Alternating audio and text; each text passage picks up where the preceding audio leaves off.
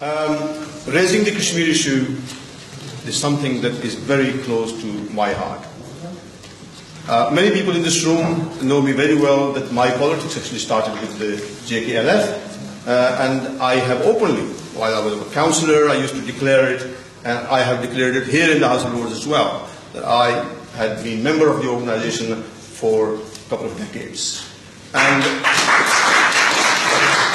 that is not hidden by any means, and it's not inside underground work that we were doing. We were holding meetings in this House, and we were holding meetings in the European Parliament, and we were campaigning all over at the time. But since 2001, I deliberately left the organisation and joined the British politics more actively, although I was a councillor before that. But anyway, a couple of points that I need to make, suggestions.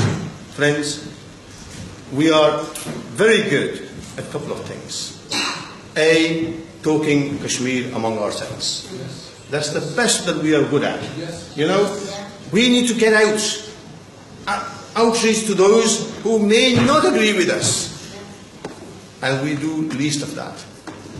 Please make a commitment and try to speak to those who you don't think are your friends or who agree with your views. Indian government is a very influential government, very powerful. We have very good relations with them. We would like to keep those relations as a British nation. We would like to keep good relations with India, as much as we would like to have relations with other countries.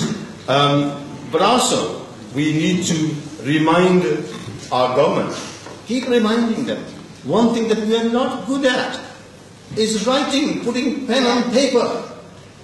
There are 1.3 million or so Kashmiris in this country, and I don't have a constituency as such, geographic constituency, but I have that 1.3 million as my constituents, because I belong to them.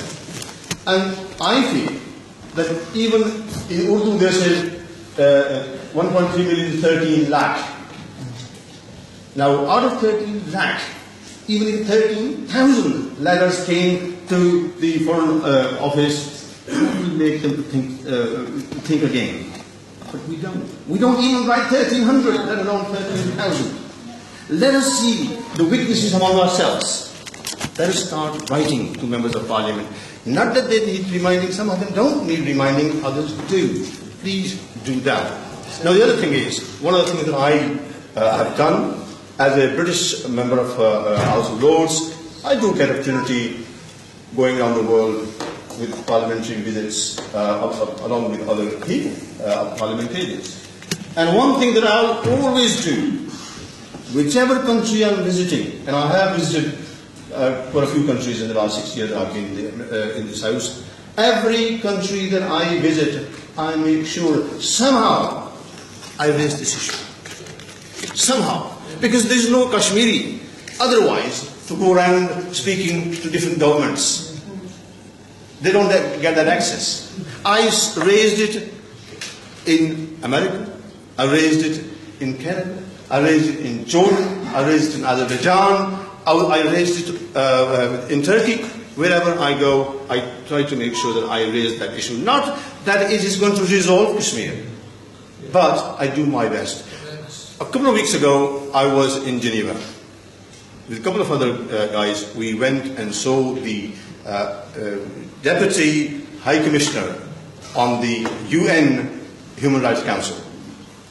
And that was only a week later, week after, that Indian government was asked, both India and Pakistan governments were asked for free access by the UN Human Rights Council to go and investigate the human rights violations.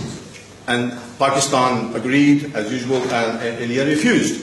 And we went to see the High Commission there. Now, one thing that I have to tell you, the message that I got, I came back with, they said two things can still happen. Even if India or Pakistan doesn't allow us to go into the territory, we can investigate those cases even sitting in Geneva. But we need accurate information.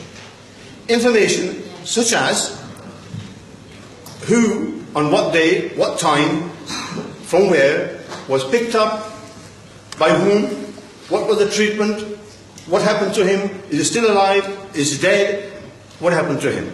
And it has to be said that who is the next of kin. who is reporting it. So it's not on hearsay, it's not on newspaper. I was speaking to a few Kashmiri groups and they were saying to me, well, they're blind, you know, it's all over media and everything else. I said, no. United Nations Human Rights Council cannot investigate matters which are only in the media. You have to have somebody approaching them, asking them to investigate them, and you have to give them these precise information, my friends. Particularly, Ashad Sahab, those of my friends who belong to the valley, you have first-hand information on particular people, what's happened today, to whom. If that kind of information can be passed on to us, I would be happy to pass it on to the UN Human Rights Council and see if that can be investigated. These are the kind of things that I had to suggest. Thank you very much. Thank you very much.